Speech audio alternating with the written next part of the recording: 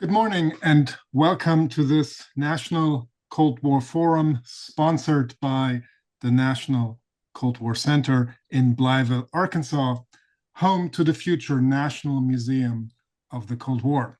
My name is Christian Ostermann and I'm the museum's executive director. It is my pleasure to moderate this forum on the Atomic Museum in Las Vegas as part of our National Cold War Forum series. The Atomic Museum educates the public about the US nuclear weapons testing program, specifically the role of the Nevada National Security Site, formerly the Nevada Test Site. We'll hear from two experts very much involved in the museum about this effort. Started as a private national museum in 2005, the Atomic Museum became a Smithsonian affiliate in 2012. So very much look forward to hearing about the museum, its missions, its activities, its accomplishments, and its challenges. Just a word of introduction about the National Cold War Center. The National Cold War Center is located on the grounds of the former Blytheville Air Force Base, which opened in 1942 as a training facility for World War II pilots, and at the height of the Cold War was converted into a strategic air command alert mission. In December 2023, the US Congress designated the center as a federal Cold War museum. Along with the National World War I and World War II museums, the center is one of just 14 private museums to receive such a recognition. Envisioned as the future National Museum of the Cold War, the center's mission is to educate and engage visitors in the complex history and the global impact of the Cold War, and to deepen understanding of this important phase in American history through immersive experiences on the grounds of this original Cold War military facility. Or as we like to say, telling the history of the Cold War at the place where it happened.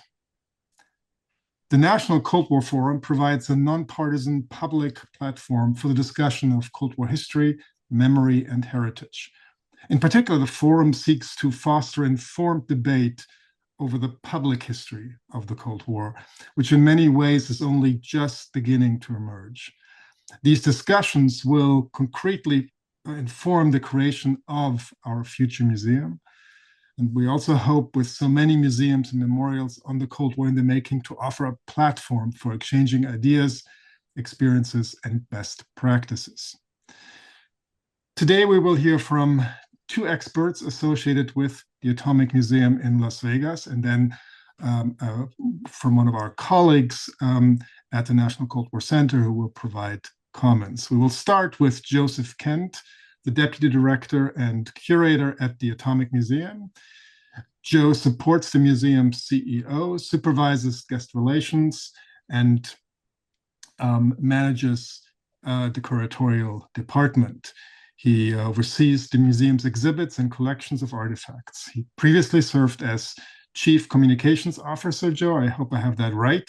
He attended Ohio Northern University, received a bachelor's degree in history with a minor in public history and museum studies, and into master's degrees in history with a focus on public history from the University of Louisiana at Lafayette. 2013, a few months after he accepted an internship at the Atomic Museum, he came on full-time on staff and has been there ever since. Recently, he was responsible for the development of the Atomic Odyssey exhibit, which uses immersive interactive features to teach atomic structure, fission, fusion, and radiation. I think we'll hear more about that. He has collaborated with the Nevada National Security Sites and the Clark County School District to bring students into the museum for hands-on activities on monthly STEM Saturdays. He was recently featured in the Las Vegas Weekly as one of the 40 under 40. He'll be joined in this presentation by Martha DeMarre. She's a leading expert on nuclear testing history. Martha has 42 years of experience collecting and managing US nuclear testing records for the nuclear testing archives at the Nevada National Security Site. Her education and training was in health physics. She spent the summer of 1978, deep in the Cold War, using her undergraduate degree in biology with a concentration on cell physiology, and then as a health physics graduate student at the Nevada test site. I read an interview with you, Martha, which you recalled feeling like you had landed at a Disneyland for science, and you had won the e-ticket. A year later, in 1979, she was asked if she would like to come back to NTS, this time for something a little different, the establishment of the Nevada National Security Site Archives, first known as the Department of Energy's Coordination and Information Center. The center was to consolidate information throughout the nuclear security enterprise complex, serving both the public and the government with data and facts from source documents. These days, the NTA has more than 400,000 documents available to the public through use of the Nuclear Testing Archive public reading facility. Now retired from NTA, she's currently the secretary of the Nevada Test Site Historical Foundation, the nonprofit organization associated with the museum. Finally, we're delighted to feature one of our own, Dr. Victoria Phillips, who we are proud to have as a member of the National Advisory Board of the National Cold War Center. She's the author of Martha Graham's Cold War, The Dance of American Diplomacy, a visiting fellow at the London School of Economics in the Department of International History, and a former Wilson Center Global Fellow. Dr. Phillips is also the co-director of the Cold War Archives Project, CWAR, the History, Culture, and Diplomacy Project, and is a founding member of the Global Biography Working Group. At present, she's working on a biography of Eleanor Lansing Dulles. Many of you know she was the sister of former Secretary of State John Foster Dulles and former CIA Director Alan Dulles. She is also an adjunct lecturer in biography and memoir at the SUNY Graduate Center and a visiting fellow at the Oxford Life Writing Center. So Joe and Martha will provide introductions to the museum. Victoria will make some comments, engage Joe and Martha in a conversation. I might join her, and if there's time, we'll also take some questions from the audience. Last but not least, let me thank the colleagues at the National Cold War Center for their support of this event, as well as Blake Boland from CJIW for the technical and communications support. And with that, I'll turn it over to Joe for his presentation. Fantastic. Thank you so much, Christian. It's a pleasure to be here. I'm going to go ahead and share my screen. Everybody should be seeing that. So like Christian said, my name is Joseph Kent. This is Martha DeMarre. I recently stepped into the Chief Community Officer and Curator role. Previously, I had been the Deputy Director and Curator. That's a very recent change.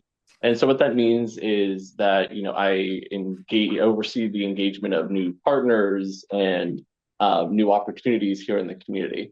As well as, of course, still overseeing our curatorial department, collection of artifacts, as well as our exhibits and designing those as well. One thing I'm going to do to get us started is to flip over here. So I'm going to switch over, do a little bit of a soundbite to get us started. And lastly, I think this country has performed its great function because, as Senator Anderson has said, its people have had brains, and we have appreciated the cult of excellence.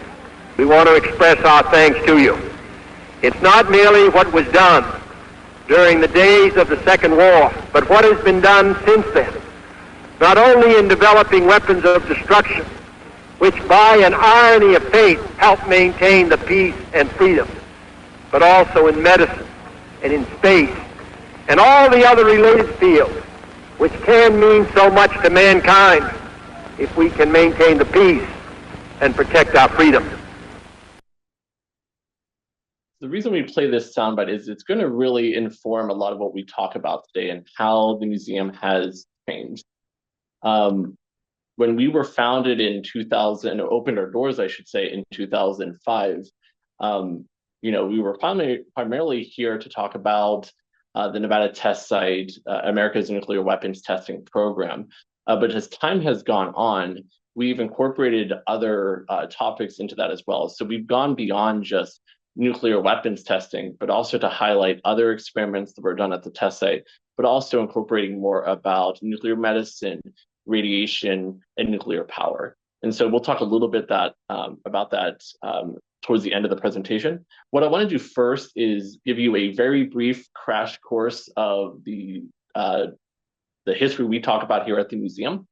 And then we'll explore the establishing of the Nuclear Testing Archive with Martha, and also the origins of the Atomic Museum as well. Now, to clarify, our official name is the National Atomic Testing Museum, but we've shortened that to Atomic Museum because it's just easier for our visitors to remember. So it helps with branding and things like that. Now, our story really starts with the Manhattan Project. And just so everybody knows, we're having a little technical difficulties, so you'll be hearing us through Martha's phone, but you'll be seeing everything through our computer here. But with the Manhattan Project, that's where really the story that we talk about starts. In 1942, the US established the Manhattan Project to explore and develop nuclear weapons for potential use in war. The potential of a German atomic bomb is what really spurred that, as well as the Einstein letter being sent to President Roosevelt, as well as the Mod Committee findings, and also the Japan's attack on Pearl Harbor. But fast forward over 2 years, they tested the first successful nuclear weapons test at near Alamogordo, New Mexico. And that was on July 16th, 1945. And that successful test led to the dropping of 2 bombs on Hiroshima and Nagasaki to end World War II. Then we fast forward to 1946. That's the first post-World War II series of tests, Operation Crossroads. There was Able and Baker. Those were conducted near the Marshall Islands in the Pacific. And that led to the establishing of the Pacific Proving Ground, the first long-term nuclear weapons testing site. And that was done by the Atomic Energy Commission. Now, Crossroads was conducted by the US Navy, just like Trinity was operated with the Army Corps of Engineers under the Department of Defense. But the Atomic Energy Commission shifted control over the nuclear weapons to the Atomic Energy Commission to give that under civilian control. So the Pacific Proving Ground, like I said, was established in 1946 following the creation of the Atomic Energy Commission.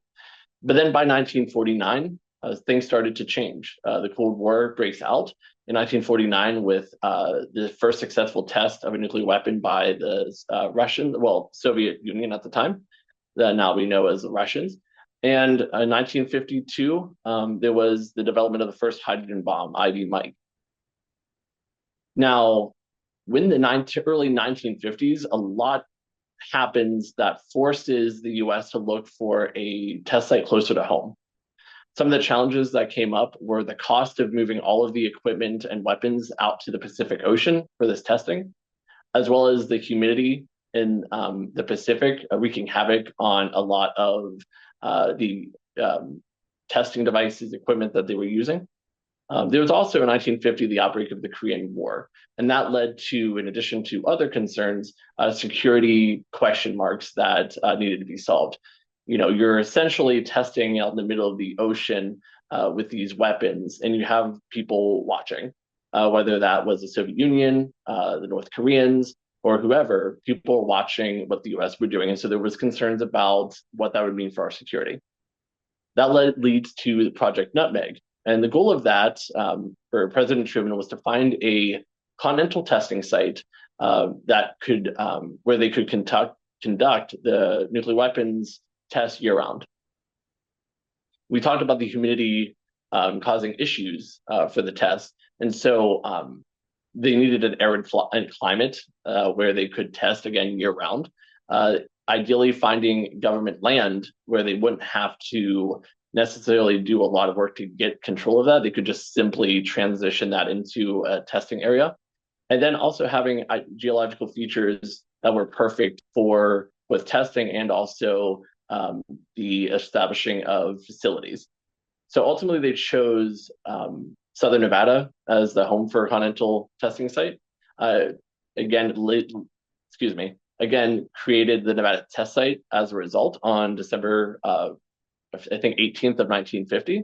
The other candidates were sites in Utah, as well as New Mexico, and believe it or not, North Carolina. Ultimately, Nevada is what ticked all these boxes. It also has proximity to both California and New Mexico, where the national laboratories who developed the weapons were located. Again, made it easier for them to move a lot of those weapons and equipment from those laboratories to Nevada. So again, arid climate, the government land, they were able to carve the site out of what became the Nellis Air Force Base. First, they started with 680 square miles, and then has expanded up to 1,350 square miles today. So it's actually larger than the state of Rhode Island. And then also has valleys that are perfect for, and dry lake beds that are perfect for building facilities and actually testing the devices, but also mountainous area that is great for keeping out prying eyes. Now, between 1951 and 1962, when they began testing, they began right in January of 1951. They conducted 100 atmospheric tests. They did that through a combination of airdrops, tower tests similar to the Manhattan Project, as well as balloon tests, believe it or not. There are a couple different types of balloon tests, but they would actually use those for more of the high altitude experiments that they were doing.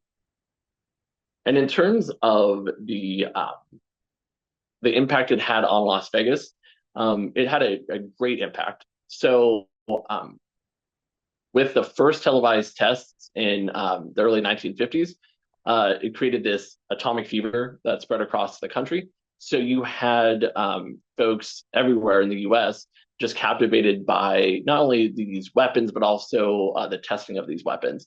So you started seeing atomic design finding its way to everything from dinnerware to lamps to company logos. You started seeing toys and other merchandise being really pitched to all members of the family. You started seeing it on television, movies, as well as even in music. And speaking of, we're going to be playing a brief piece of music that kind of highlights how pervasive this was.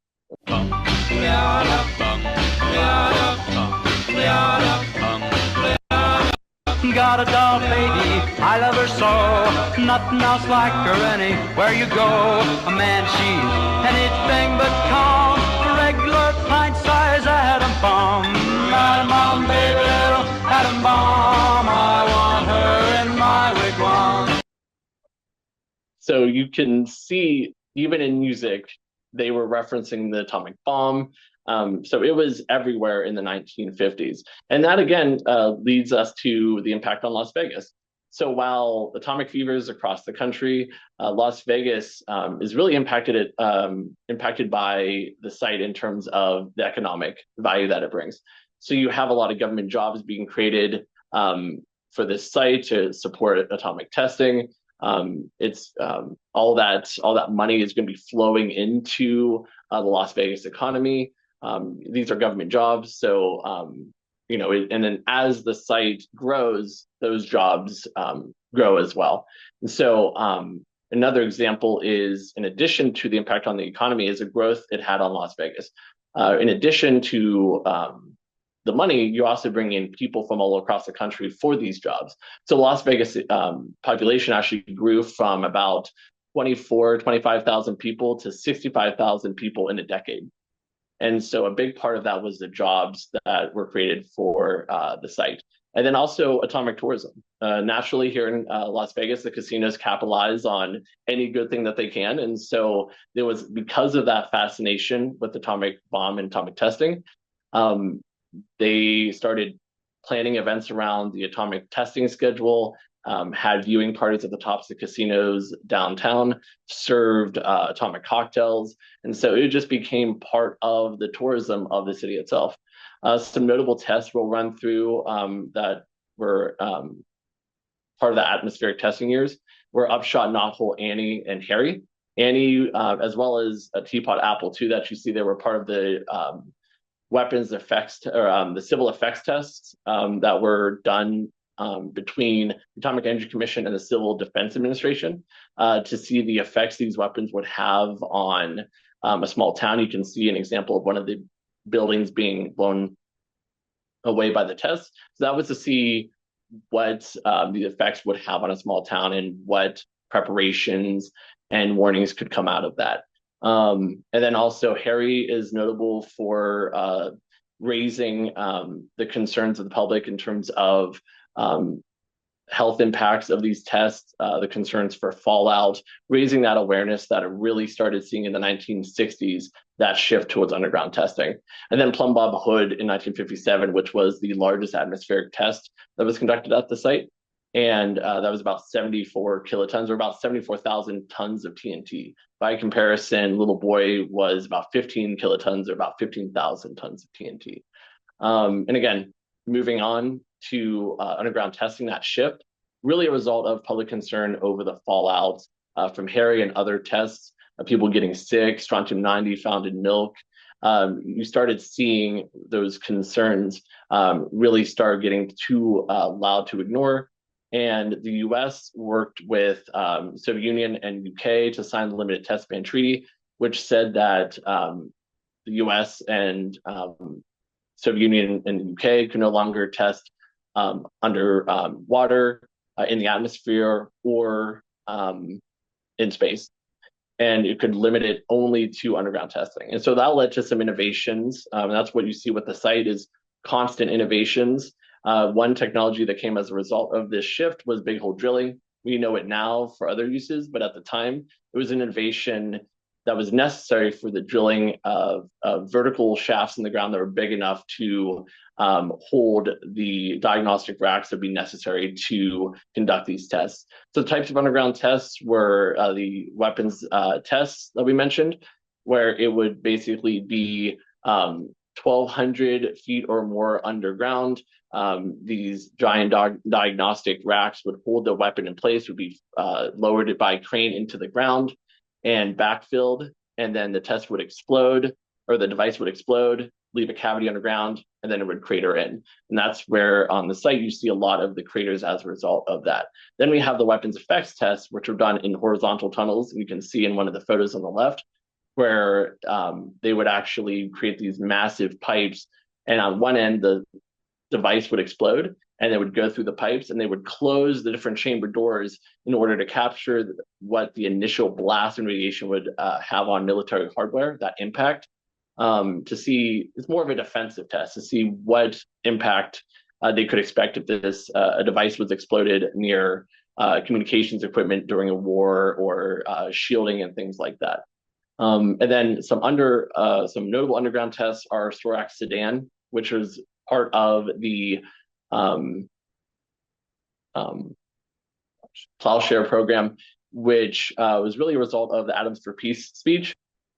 They explored the use of these weapons for peaceful means, including creating harbors, canals, simulating gas deposits. And so Sedan was a result of that, and with the method that they used to try and see if you could use these weapons for creating a canal, creating a harbor. It moved about 12 million tons of dirt. And the Sedan crater that's left out there is the largest man-made crater, one of the largest man-made craters in the US. And then Kearsarge, which was a result of the joint verification experiment between the United States and Soviet Union to verify stipulations of treaty negotiations between the US and Soviet Union. And the Soviet representatives came out to the site to perform this test with the US. And then the US representatives went to the Soviet testing site to see how they performed their tests as well. And then now the modern site, the site still operates. It's known as the Nevada National Security Site today. And with the end of the Cold War in 91, the last full-scale test in 92, and the U.S. Stopping testing officially in 1996, the site still has existed, but has shifted to a more national security mission. So they focus on stockpile stewardship program, which is really there to ensure that our stockpile of weapons are safe, secure, and reliable. The defense nuclear non-proliferation, to make sure that countries can't get their hands on, or groups can't get their hands on nuclear material or develop bombs. And also national nuclear incident response, to make sure that if some incident, whether it's radiological, nuclear in nature, the U.S. can respond and assist other countries or be able to take care of that themselves. And then I'll shift it over to Martha. So there's your crash course for the Nevada test site and the stories we tell here at the museum. And go ahead, Martha. The Nuclear Testing Archive had its origins basically in 1977. A CDC researcher, Dr. Glenn Caldwell, did a study, and the draft came out that there was a possible weak correlation, positive correlation between leukemia induction and smoky event military participation in a 1957 atmospheric test. This sparked a congressional hearing. And at that time, the public started getting concerned.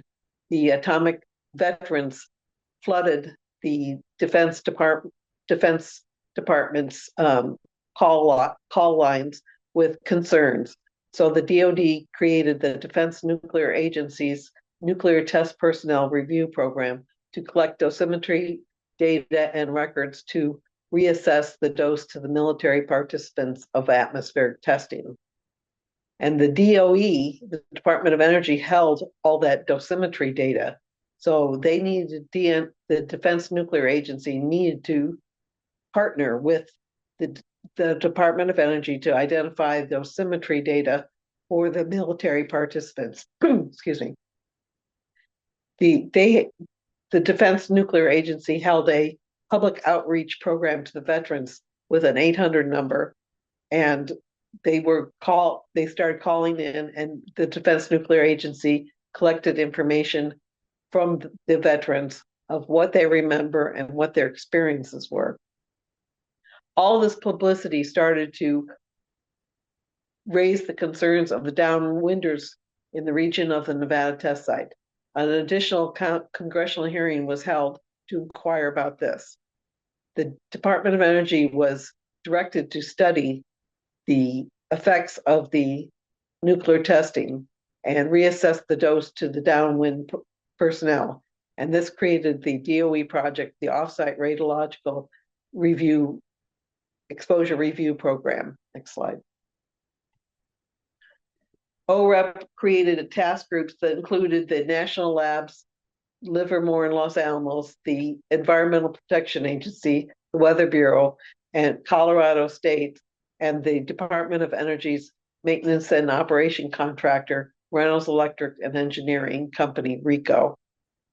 In the spring of 1979, RICO was directed as part of the OREP project to collect and make available all historical documents, records, and data dealing with radioactive fallout from all U.S. testing of nuclear devices.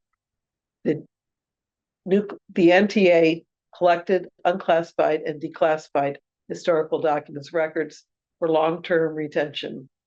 The collection includes not only final reports of the testing, the radiation monitoring associated with it, the off-site monitoring, correspondence, and various other documents that document the history of the U.S. nuclear testing program.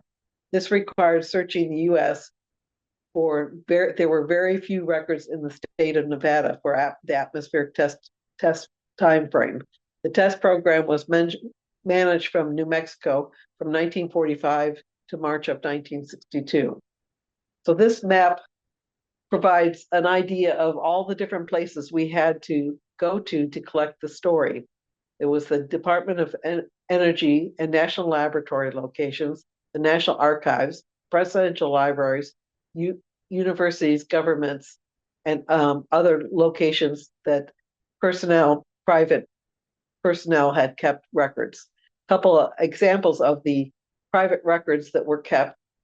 If you go to North Dakota, on the map, there was a K. Larson, which was Kermit Larson. He was the project manager for the UCLA program that basically studied the fallout and persistence of fallout in the environment. They basically were the founders of radioecology. Well, when he left employee of UCLA in the mid 60s, he took all of his records with him in his following jobs, and then when he retired to North Dakota. This was very fortuitous because UCLA had records that they kept from that project in their basement of their medical library, and it got flooded and those records were destroyed. So Kermit Larson's information was very, very relevant and very, very important.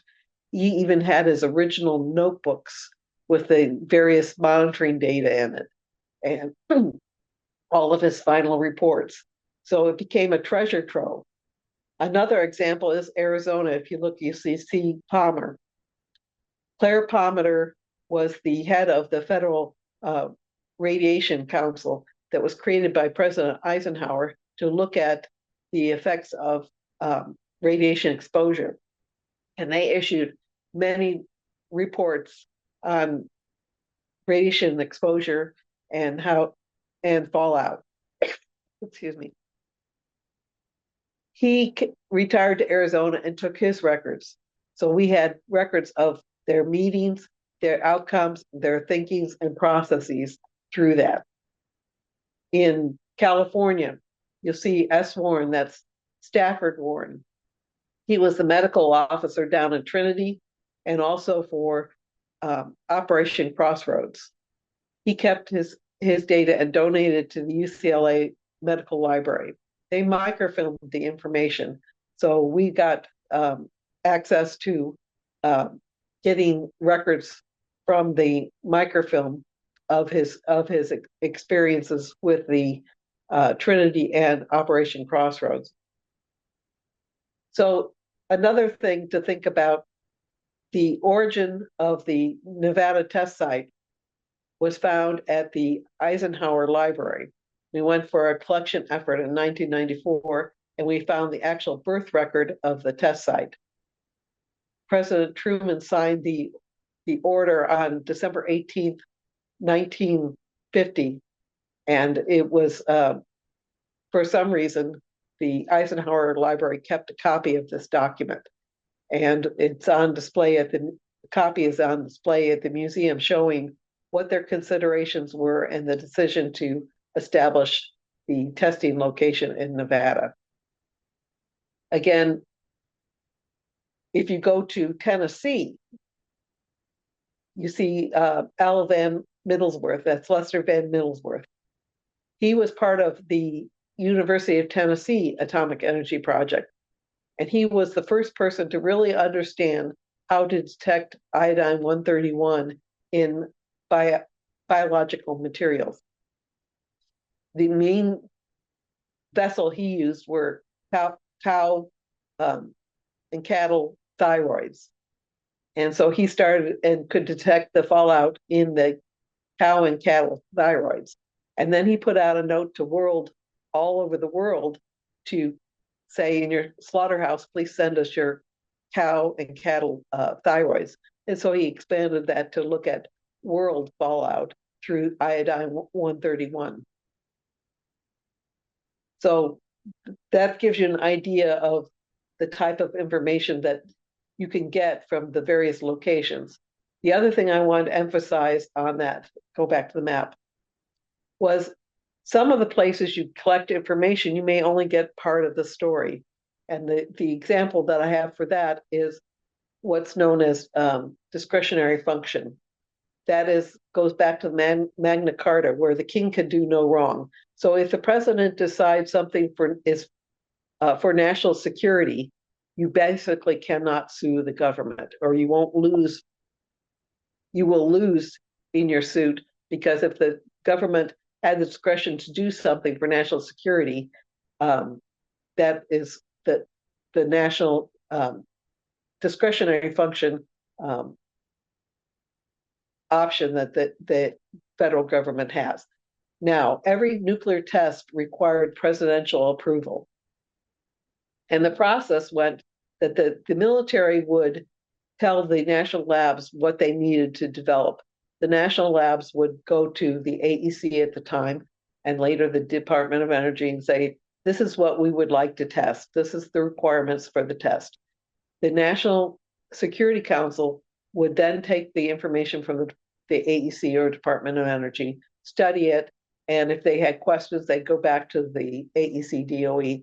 And if they didn't, they would send the information up to the president. The president would then sign, if he approved, the authority to test the test, and that would go back down to the National Security Council and then back to DOE. DOE would then authorize the, in the 1950s, it would be the manager of the Albuquerque Operations Office to conduct the test or the series. And then that they would then delegate to Los Alamos and Livermore and to the Nevada field office the authorities to conduct the test.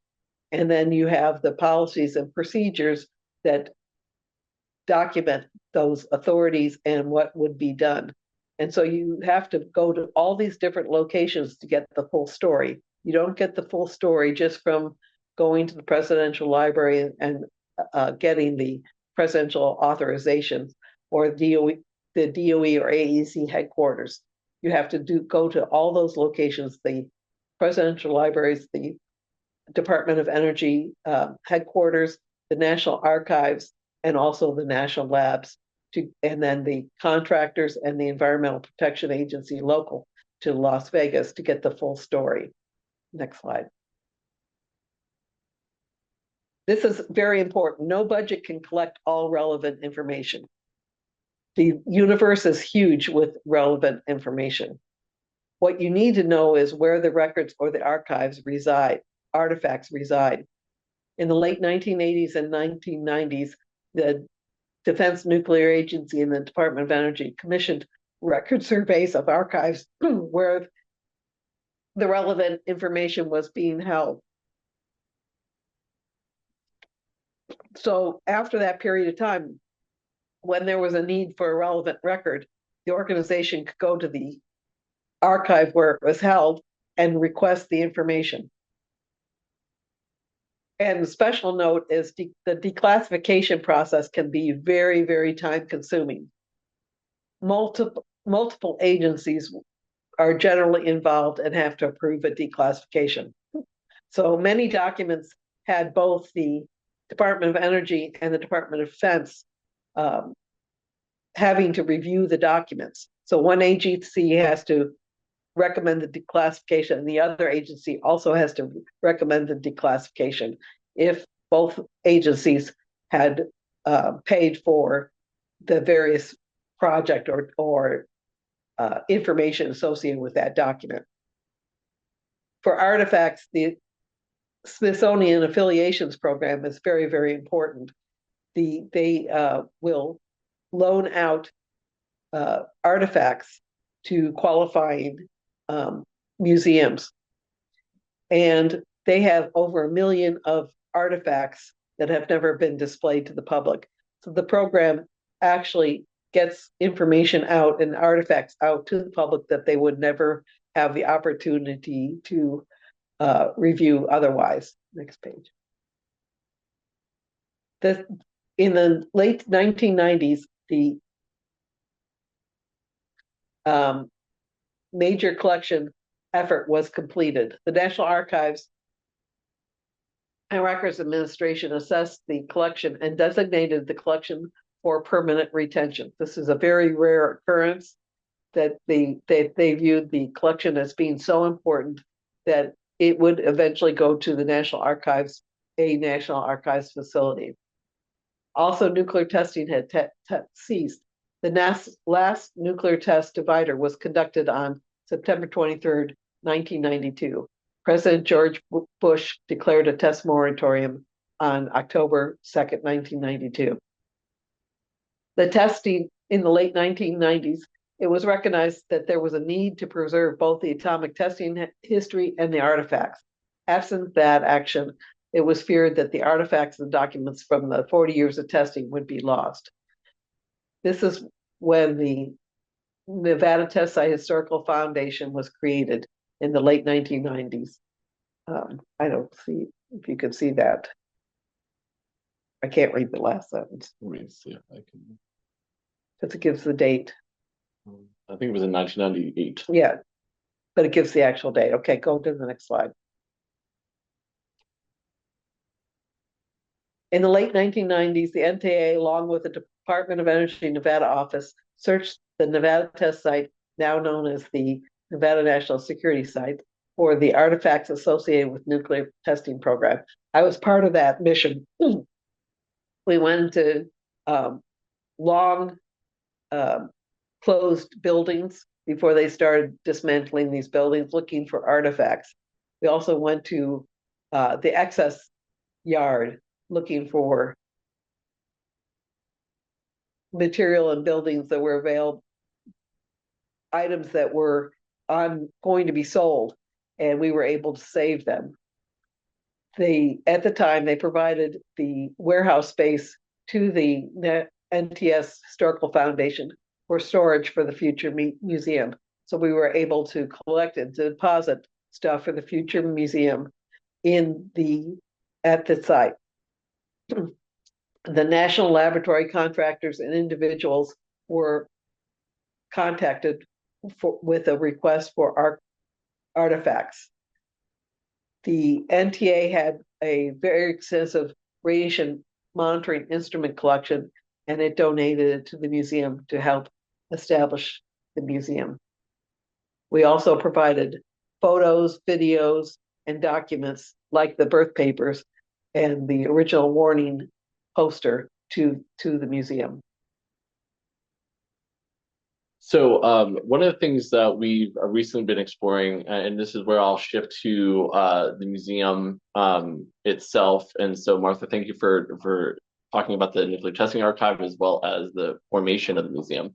But what you'll see here on the slide, and I won't read it all out, but you'll see what our current mission statements are that have been in place for a long time. We have the Nevada Test Site Historical Foundation mission, as well as the Atomic Museum mission statement. And what we're looking at now is a exploration of a new mission statement to kind of highlight the changes that the museum has gone through, but also a changing direction in general, both in terms of what we cover as well as the types of programs we want to engage the community and audience that we have with. So, for example, talking about incorporating STEAM instead of just talking about education in general, as well as highlighting the providing a space for reflection and creating dialogue for these sorts of things, but also still retaining our core mission, which Martha had mentioned, was to really preserve this history. And so you can see that the original mission is very general and really highlights just preserving, educating the public about this, about the mission of the Nevada Test Site. But really it's changing to incorporate what kind of education are we talking about? We're talking about STEAM, talking about prioritizing nuclear science. We're also providing a space for those discussions to have meaningful dialogue, as well as still retaining that history itself. And the next thing I want to talk about is the original design and layout of the museum. So I have it going from 2005 to 2022. And a lot of what made sense in 2005 when the museum was open to the public, it really has changed. There are some things that still work great and we still have great visitor feedback, but after about 20 years, there are aspects of it that's showing its age, and that has required us to, again, change the mission but also to look at how we reimagine the facility that we're in right now. What worked well for us and continues to work well is the chronological order of the museum. Now, of course, when we're talking about the National Cold War Center, you're talking about a larger center and also a variety of topics being discussed. So there may be a case of having multiple sections and rooms to go into, sort of segmenting it out in that way. But for us, a chronological order makes sense because it really starts from the 1930s and runs all the way up to the current missions of the site. And so that chronological order is essential for our visitors to better understand what the story is and to follow along. One thing that has proved to be a challenge, we'll talk about this in a little bit as well, are the static displays. The static displays in many ways are very beneficial, allows us to display the incredible collection of artifacts that we have. But there are challenges with the certain text panels, and you'll see that as well, that sort of make it difficult for us to rotate items in and out of our main gallery space. So while the artifacts that we have on display are fantastic, the way the museum was designed has made it challenging to rotate those items in and out to reward those repeat visits from our guests. We also have a variety of videos, oftentimes narrated or containing videos of folks who actually worked at the Nevada test site or within the nuclear weapons testing program or the nuclear testing program in general. And those are worth their weight in gold because they act as oral history interviews. People can share their experiences, many of whom are from the Nevada Test Historical Foundation or have, and unfortunately have passed away. And so it helps retain that original vision as well. One of the most popular aspects of the museum, and it continues to be, is our Ground Zero Theater. It's a simulation of an atomic bomb going off.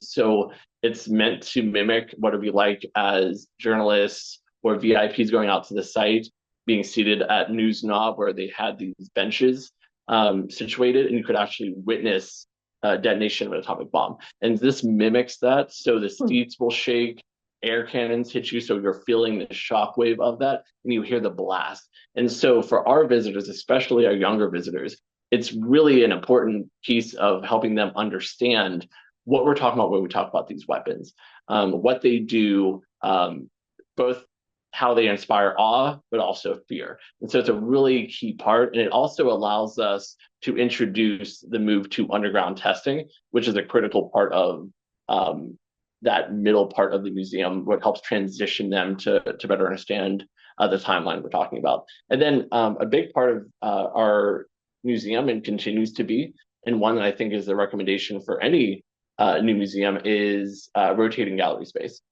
Now, of course, here in Las Vegas, we have a unique audience that we reach out to. So a big portion of our visitors are tourists. And as such, we want to reward, again, those repeat visitors. And one way that we do that is through the rotating exhibit gallery that we have.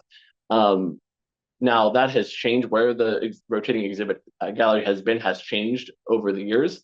For instance, we moved our, or when we opened, we had the Reed Theater and Gallery space that acted as our rotating exhibit space. That has since been dedicated to a semi-permanent exhibit.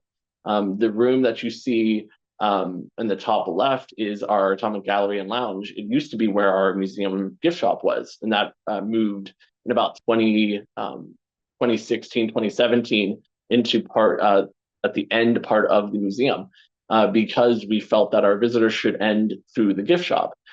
So it kind of encourages them to really look at what we were offering. And so that opened up what became the Atomic Gallery and Lounge for that rotating exhibit space as well.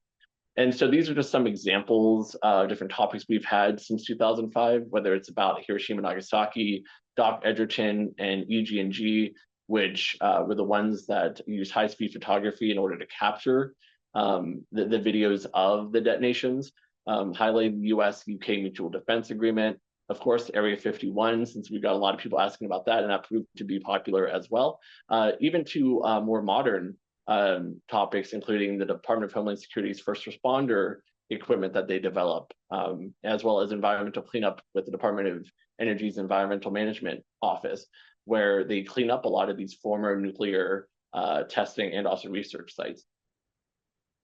Now, as we get into the successes and challenges, Martha has touched on some of these, as have I, but I really wanted to lay it out so you could see it, and we can kind of go line by line. But the Smithsonian affiliate program, our Smithsonian affiliate status is a key part of what we identify as a success. You know, we're able to loan and borrow artifacts from the Smithsonian Institution. We're able to get speakers to come out to the museum that we otherwise wouldn't have access to. Opens up doors to training, conferences, as well as just a slew of other benefits, including the Smithsonian Reciprocal Museum Program, which allows free entry for people who have that card, and then access to all participating Smithsonian affiliates, as well as the Smithsonian in DC. So it really opens up a lot of doors and benefits that we otherwise wouldn't have access to. We were also designated as a national museum in around 2012, which really helped raise our profile and open up a lot of great opportunities for the museum as well. A very significant step in our growth. Adopting immersive exhibit design is something that we really, excuse me one second. The adopting the immersive exhibit design was really a goal that we had starting in 2022 and we've continued to lean into.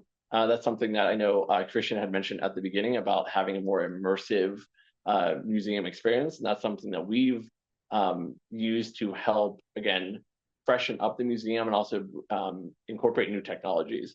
One thing that we've taken pride in is our balancing of history, science, as well as culture, and not just focusing on one or the other, because it's all part of the story. And we feel like our visitors are all going to have different interests, and what engages them is going to vary from person to person. And so balancing that, though we can't be all things to all people, balancing it is a great way to ensure that all members of the family have at least something to enjoy. Developing a strong education program and programming, I should say, has been a huge success for us. Having just the exhibits and gallery spaces are great, but ultimately it needs to be paired with a strong educational program. And we've been very fortunate to have great directors of education come through our doors and help expand that. And that's oftentimes a result of grant funding that we receive. We've received grant funding for exhibits as well as educational programs and some additional projects that we worked on. But that's been a major success for us over the years as well. Now, some of the challenges, though, and this kind of leans back into the changes we've made since 2022, but we have aging exhibits and displays.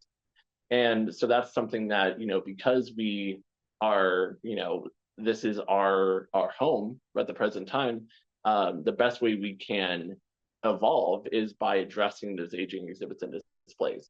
But with that comes additional challenges. There's costs involved. These exhibit displays, cases, graphics, any other technologies that you can think of, all cost money, and that presents a challenge. It's all increasing year by year.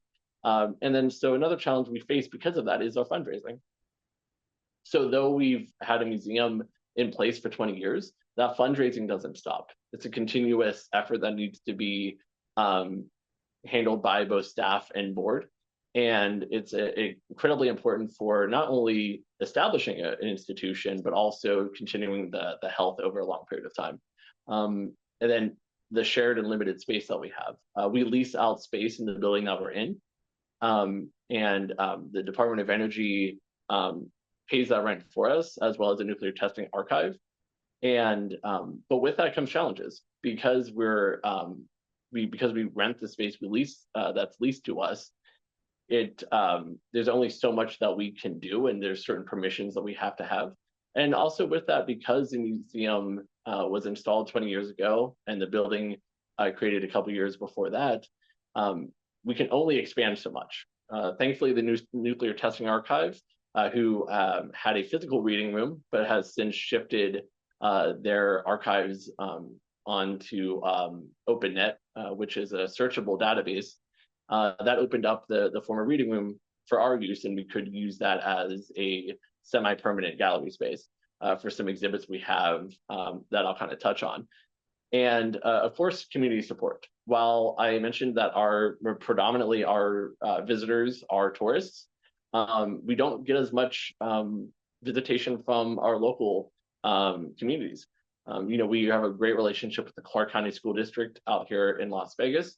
But beyond that, it's hard to get people in the community out to the museum. And so we're trying some more audience building events that we have in addition to educational events, as well as trying to increase our outreach and our presence in the community as well. And so that's an ongoing challenge for us, is because that's the nature that's just the nature of Las Vegas in many ways. There's so much going on here, it's hard to stand out, especially for the locals. And so that outreach and continual creation of new events is going to be key to that. And that's something we're prioritizing as well. Now, talking about the emphasis on reimagining the Atomic Museum and making it more immersive, making it more hands-on. We've seen that with many of the exhibits that we've had recently. It started with the Bomb Without the Boom in 2022. And what you'll see with all of these exhibits is that they're all a response to feedback we've gotten from our visitors. So the Bomb Without the Boom was a result of customer feedback in terms of wanting to learn more about what was going on at the modern test site, and more recent history relating to nuclear testing in general. And so it allowed us to talk about the stockpile stewardship program that I mentioned earlier, where we actually talk about how the different laboratories and the site contribute to the stockpile stewardship program. And so that was a result of our guests wanting to know more about what's going on today. The Manhattan Project Challenges and Consequences exhibit, which is actually an update of an existing exhibit that we had, allowed us this creation or this update when it moved into the aforementioned reading room, and allowed us to incorporate more about Hiroshima and Nagasaki. Again, listening to customer feedback, wanting to talk about both the pros and cons of testing and use of these nuclear weapons. And so it allows us to tell a more balanced story about the development of the bomb, but also the consequences of using the bomb. And it allowed us to capitalize on that additional space that we were gifted. Again, probably the most significant, actually would say definitely the most significant that we've had thus far is our Atomic Odyssey exhibit, which was a result of grant funding that we were able to secure. And it took about 2.5 years, and it was about $2 million. But we developed this exhibit that, again, due to customer feedback, our visitors wanted a way to get more hands-on with our exhibits. They felt that there wasn't enough of that for students, but also young adults to engage with. But also they found themselves having trouble understanding the science behind atomic testing. So this served both purposes. Through the exhibit, we have three segments where we have our first portion of the gallery, which is all about atomic structure, which you can basically complete challenges to create different types of elements in order to understand how those elements are formed and how protons, neutrons, and electrons are part of that. And then you go into fission and fusion, where you're actually initiating those nuclear reactions in order to understand how they lead to a nuclear bomb, but also to nuclear power as well, and even power our sun. And then you get into radiation, which allows our guests to mix and match different types of radiation, understand how it affects the body, and get a handle on the different types of shielding that could protect them. And that's all interactive. Also, it incorporates art installations that incorporate the art of STEAM as well, that an artist interpretation of these different topics. And then Joe, also, again, yeah. Joe, could we, if you could bring, wrap up the presentation so we have some time for Victoria as well. Absolutely. And so that's the most immersive experience we have right now. And then most recently, our Miss Atomic Bomb, icon of the atomic age, leans into the pop culture. Miss Atomic Bomb is one of the most iconic aspects of the pop culture from that era, and we recently discovered her true identity, and it allowed us to really capitalize with a fantastic exhibit. And then we're ready for questions. Thank you all so much. Appreciate your time today. Excellent. Thank you, Joe, and thank you, Martha, for a really in-depth survey over the museum and the NTA. Now, over to Victoria to kind of get us going with the discussion of the museum's mission and activities. Victoria, you've been to the museum, so this is in part based on first-hand experience. Over to you, Victoria. Christian, thank you so much. And thank you so much to everyone at the museum. It was an honor to present there. I think it was pre-COVID or just post-COVID. I'm not, but it was a phenomenal experience to work with you and the university dance department on a presentation about Martha Graham and her Cold War. And I just wanted to say how impressed I am at the way in which the museum is able to bridge these many kind of touch points that define museums, exploring the national while also honoring the local history, which is so important. Engaging scholars with the research embedded in the exhibits and the files and archive that sit upstairs. And also, particularly for me, I was really thrilled to see your strong emphasis on culture. I was really taken by the interactive events and also, as you mentioned, the various events that engage the community. And I have to go look at that Miss Atomic Bomb exhibit. I hope it's online. I know there's been a lot of controversy about her and her relationship with her image. I can't wait to see it. So a question that I have just very specifically about the cultural aspects, and this is, I think, very important for the National Cold War Museum, which is how did you find these wonderful objects? In one of the cases, it's chock full of cereal boxes and the rings that are in cereal boxes. And then in other places, you have more government-oriented exhibits, say the nuclear bomb that can be carried in a backpack. But what is your relationship to objects, and what advice do you have for the National Cold War Museum in terms of acquisition, borrowing, and cooperative ventures with other museums? So Martha can speak to some of this as well, but that's a great question. And really, it's a mix.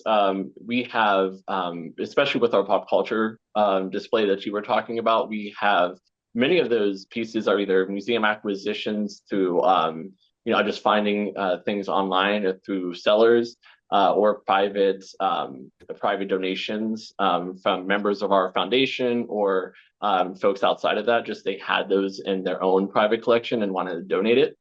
We work closely with different government agencies and also their museums. For example, the National Museum of Nuclear Science and History in Albuquerque, as well as the Bradbury Science Museum in Los Alamos.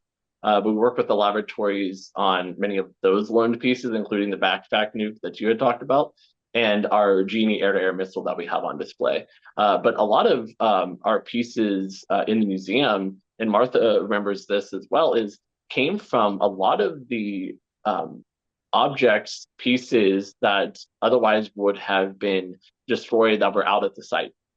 So they were then out at the Nevada test site, either in warehouses, just in different buildings that just were not being used and would have otherwise been destroyed. And so it came at a great time because there's an example where we have the top of the Bren Tower, which is this bare reactor experiment in Nevada. It was a experiment where they had a nuclear reactor that send out radiation to a mock Japanese village to better understand what the exposure was like for Japanese people inside of a building or outside of a building. So it was meant to better understand the health effects and what they were exposed to. We have the light from the top of the tower. The rest of the tower has been destroyed. And had the museum not come along, that would have gone nowhere and would have been destroyed. And that was the fear of our parent organization, the Nevada Chestnut Historical Foundation. And Martha, if you'd like to talk a little bit more about that as well. I could talk specifically to one unusual item in that pop culture. In 1953 and 55, old Las Vegas High School auditorium was used as a center for the civil effects testing individuals from across the U.S. There was a call to have them come out and experience a nuclear test and the civil effects experiments associated with it. And so all their briefings, et cetera, was conducted in this auditorium. And old Las Vegas High School eventually built a new building and moved into a new building. The old campus was taken over by the Las Vegas Academy for the Arts, basically. And my kids went to that school, high school, and had inroads with other alumni and with the school and the principal at the time. And when they found out that they were part of the atomic energy program, they discovered that the old Las Vegas High School left their yearbooks down in the basement. And so they went down and found the 1953 yearbook, which had a photo of the Fox event in Operation Ranger as the cover.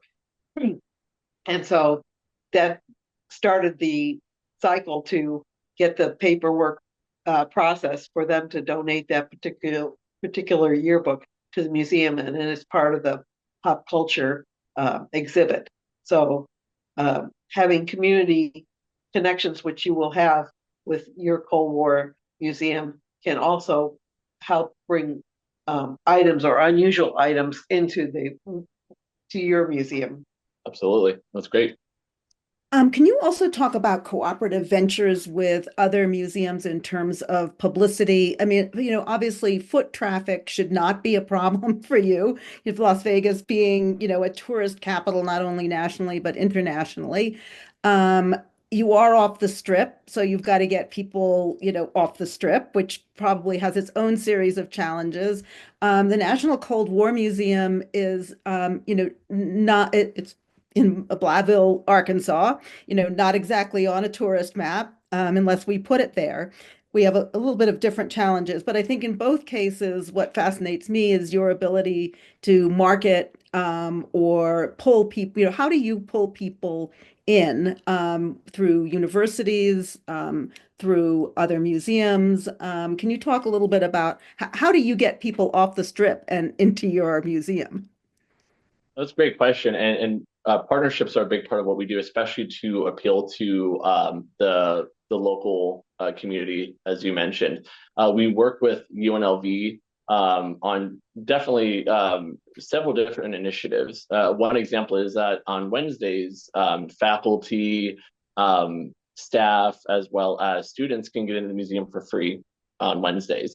And that's a way to encourage UNLV students and faculty to come over and experience the museum. And that helps also spread the word to their family and their friends, anybody visiting from out of the city as well.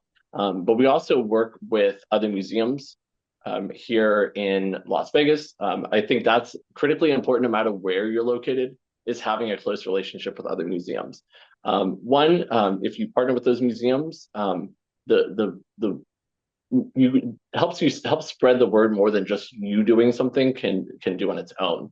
Having those partnerships increases the awareness in the community. It also means that you're able to split the work that you have to do. It doesn't all have to be on you, and that's incredibly important if you have a small team, as we do. So being able to partner up is incredibly important, not only for raising awareness, but also for making it a bit more manageable.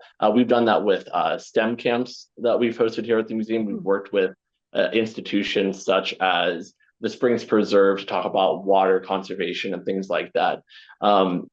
And then also just other institutions here, like or agencies, organizations. We worked with the Las Vegas Convention and Visitors Authority, which is like the marketing arm of the city, on the Miss Atomic Bomb exhibit.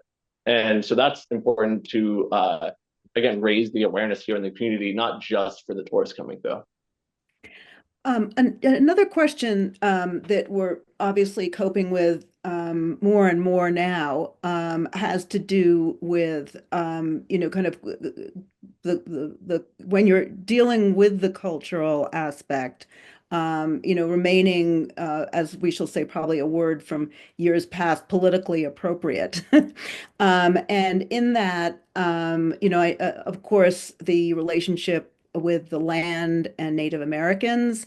And even just the word Native Americans, when I was in New Mexico and I was working with a tribe on a Native American dance, I referred to Native Americans and they said, "Who are they? We're Indians." So, that was a real revelation to me.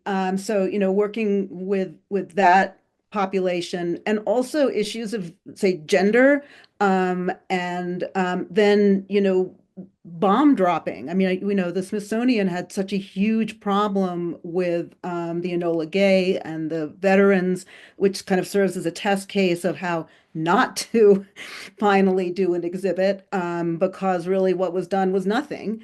How do you manage those questions in-house, through labels, through publicity, for your museum, which touches on so many delicate topics?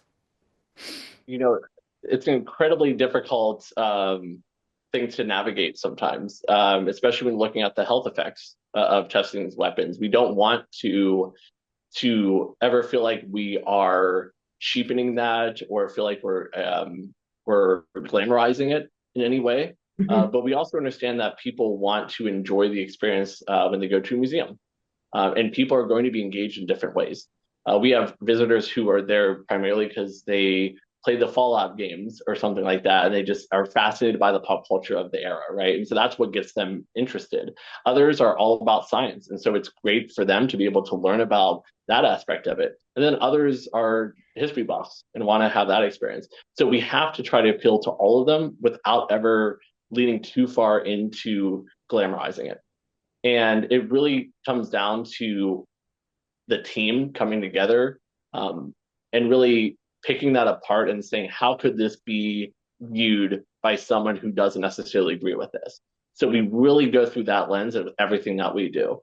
The Miss Atomic Bomb, we tried really with the exhibit to talk about how the photo came to be, explore the legacy, and then also to discuss what made it not unusual for the time, but also what has allowed it to be so iconic, and without ever feeling like we were trying to lean too much into the gender norms of the time. We were just saying this is what it was like in the era.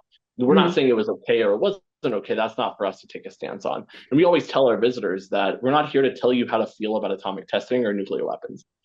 We're here to give you the information, so you can leave having an informed opinion. But you can leave having the same opinion you came in with, and that's great because we had a discussion about it. So we are not here to change opinions, and we try to make that as clear as possible. It's why our Atomic Manhattan Project exhibit is balanced down the middle. We talk about the challenges faced by the scientists and the engineers, but we also, on the other half, look at what the consequences and the devastation caused by these weapons. We're not here to tell you which one is more important or which one is more appealing to you. That's for you to decide. But it was really important that we strike that balance, and that's something the museum has been challenged with in the past, and we've done a great job, I feel like, in changing that. Is early on, it felt like we didn't touch on the darker side of testing in nuclear weapons, and I feel like we've definitely made an effort to shift that a bit to be more balanced. And I think we've seen feedback from our visitors that kind of reinforce that we've done a good job with it. But ultimately, it comes down to how the exhibits are laid out, and it requires also bringing in other voices, bringing in the indigenous people's voices, making sure that the tribes and organizations in your community their name, whether it's Native American, Indian, or Indigenous peoples, is being shown there because that's what they've chosen to call themselves. And then also, yeah, working with other professionals, museums in the community, bringing in more voices, not too many voices. You don't want to have too many cooks in the kitchen, but it is important to have more voices than just those in the room that you have, because otherwise it becomes an echo chamber and it's all just the same voices being heard.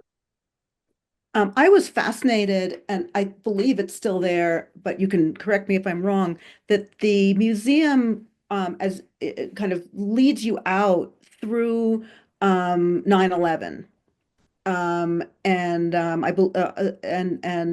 I was wondering, like, if that what that's doing, saying. So it leans into what our effort to talk more about modern Nevada National Security Site beyond just the history of it. The I-beam from one of the World Trade Center towers ties closely with the counterterrorism operations support training that's done out at the site. First responders from around the country come out to the site and go through radiological and nuclear training in case something happens. If they're from New York or if they're from California, Louisiana, what have you, they get that experience of how to respond to that sort of incident. And then they can take that back there, and then they're prepared in case something happens. So that was a result of, at least the expansion was a result of 9/11. And so that's the connection there. Interesting. One of the other real issues for museums, of course, always is finance.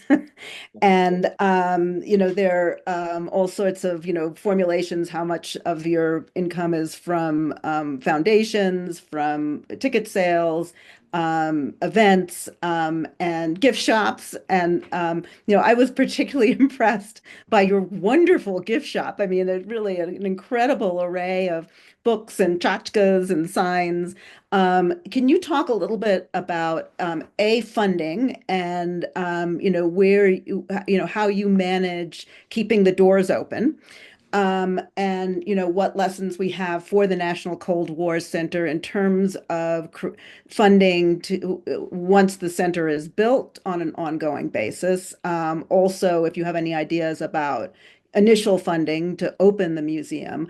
And then also, obviously, the elephant in the room that we need to bridge into is current government funding and cuts, and for museums, for archives, so it's really it's a question with a subpart, or two parts. So another great question. I mean, for us, the ticketing is a big part of our revenue. That's one of the major ways we keep our doors open is through ticketing. We charge $29 for general admission. We have discounts for locals, discounts for children under a certain age, and so but that's a big part of that. Now in Vegas, that's a steal compared to what you would experience on the Strip, but that's not always necessarily the right price for every community. For us, another major one is the Department of Energy paying for our ability to use the space that we're in. That's a huge help because it's not our building, and so that remains a big part of that, because it's how much do they pay for? It's about $600,000. Well, you have increased space, so it's probably close to $1 million a year. Yeah, about $1 million-ish a year, and so that's without that, it's a different situation, right?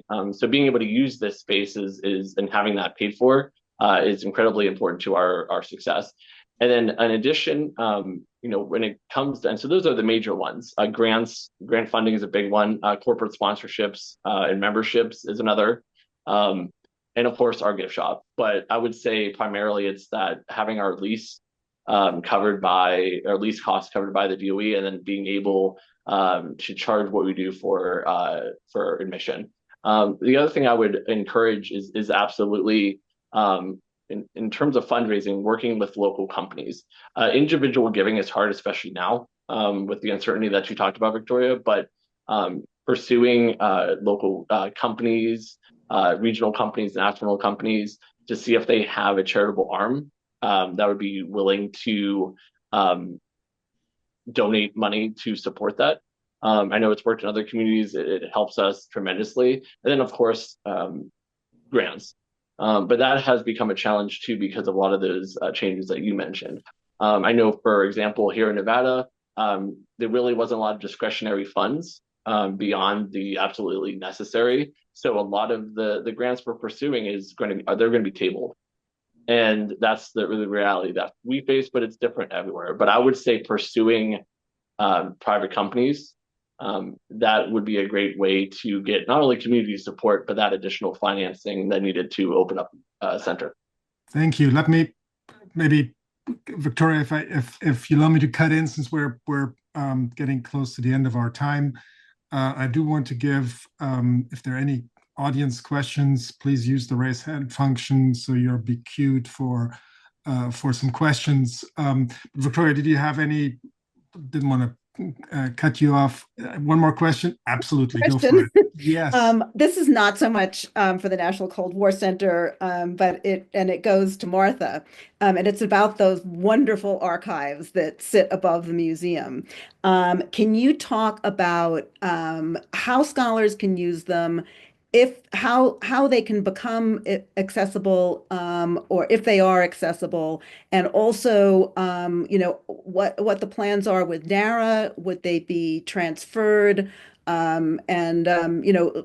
a researcher who wants to use the archives, how do I do that?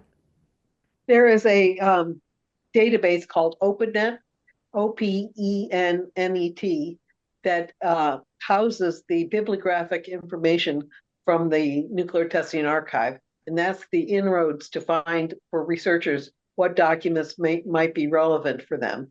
There is probably about 15,000 of the documents imaged and on there. One collection is called the Marshall Islands Collection, and it has image documents because the Marshallese were very interested in knowing what their history was with the nuclear testing and what the environmental impact was. So there are almost 12,000 documents imaged and put on that site if you're interested in the Marshall Islands programs. There is also the Human Radiation Experiments collection, which is also fully imaged in OpenNet, that has documents associated that were DOE and DOD funded, associated with nuclear material and experiments that occurred over time.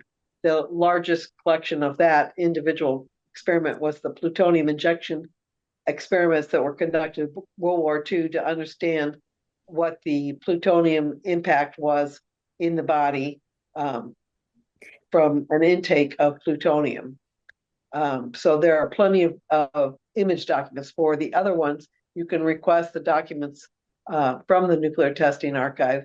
They will refer you to the FOIA process. Since I left, they changed the process that the public goes through the FOIA process to request the documents, and then they're transmitted through that process. And just so for the audience members, FOIA is a Freedom of Information request, and you can get information about how to file a FOIA online. So sorry, Christian, I want to hand it off to you. You're good, all good. You asked some terrific and very thoughtful questions that I think cut to many of the issues that we're dealing with, but I hopefully also of interest to a broader audience in this space. Joe, I wanted to, if I may, just ask one more question about the interactive, the immersive exhibits. You mentioned the Ground Zero theater, but could you just talk for a moment about as you've changed the framing of the museum, what role the immersive exhibits have played, and maybe give us an example or one or two of maybe one that worked really well or is working really well, and maybe one that was more challenging. Yeah, the big one is Atomic Odyssey. It has really helped us ramp up the number of students that come through the museum. And so that's had a huge impact. And that was really the target audience for high schoolers, middle schoolers, and really anybody who had trouble understanding the science. It makes it a lot more accessible. And so that's been appealing. But it also creates a lot more. There's sound effects, there's interactives, there's ambient lighting. So all of that plays a role in making it feel really immersive. It feels like you're going into a completely different museum, which has its pros and cons. But that really it makes you feel like you're going into a different place.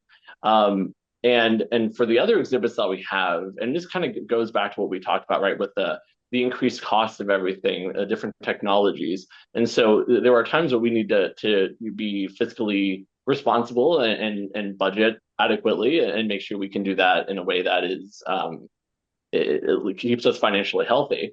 And so and though we can't do interactives for every single exhibit that we have, we can have more touchscreens and more options to see different videos that maybe they don't want to read everything that we have on the wall, but this gives them that bite-sized information. For example, we worked with the Hiroshima Peace Memorial Museum to have a kiosk in our Manhattan Project exhibit where there are about 8 or 9 oral history interviews with survivors of Hiroshima. And so it allows people, even if they don't want to necessarily go through everything, they can hear the stories from them. It also allows us to make sure that everything we have is appropriate for the students that walk through our doors. While I understand some museums will have graphic imagery, that doesn't work for us because of the types of visitors we have. We have tourists and we have young students. So we couldn't really lean into that. So this allows us to tell the story without being too graphic. And then we have music playing in the space as well. So we find ways to make it immersive that are also budget friendly. And music, having some more just alternative ways to share information without doing too much text. And that's really what we're leaning into recently. Wonderful, thank you. I'm afraid we're at the end of our time, our forum here. Thank you so much, Joseph Kent and Martha DeMarre and Victoria Phillips, for, I think, a really useful discussion. In many ways, you've charted a way, a path forward for the National Atomic Testing Museum that we're setting out to move along as well. So this was really, really instructive for us, but I think also a wonderful introduction to the museum and its opportunities and challenges. So thank you all for a really, really interesting National Cold War Forum. We're adjourned and look forward to, for our visitors, stay tuned, more to come. Thank you all. Take care. Thank you. Thank you for having us. Appreciate the opportunity. Thank you.